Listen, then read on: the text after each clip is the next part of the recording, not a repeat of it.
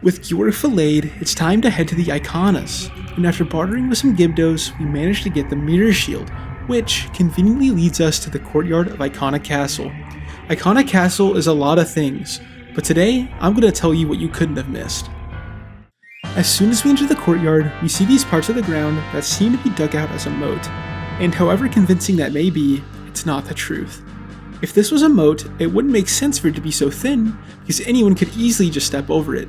These dugout portions are actually a bug highway. This highway was dug out to appease the bugs and prevent their wrath from ever falling on the Ikana Kingdom. As we enter the front doors of the castle, we enter upon a group of redeads that we can only presume used to be civilians of the Ikana Kingdom. What is interesting about these assumed prior civilians is that when we slay them, they dropped mounds of rupees. This must mean our prior civilians were actually nobles of the Ikana Kingdom that were trying to have an audience with the king right before the destruction of the Ikana Kingdom. After we take a right from the main sanctum of Ikana Castle, we run into another one of those sun blocks.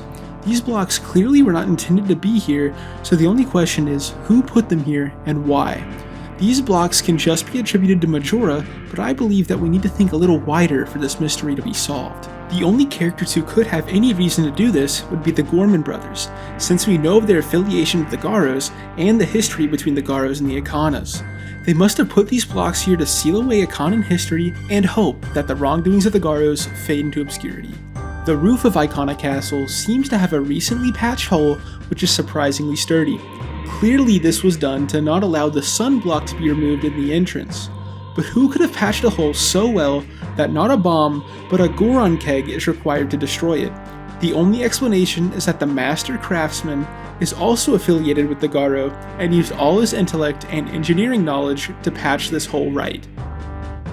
Igos du Ikana is one of the coolest looking bosses in Majora's Mask, and really steals the show when you think of Ikana Castle as a whole.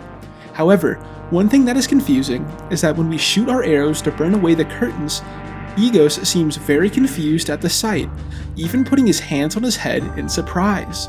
This must mean that the Ikana Kingdom lived in an age before fire existed, and this is their first time seeing anything like it. This would also explain the need for skylights in this room in the first place, and the lack of torches in the entirety of the castle.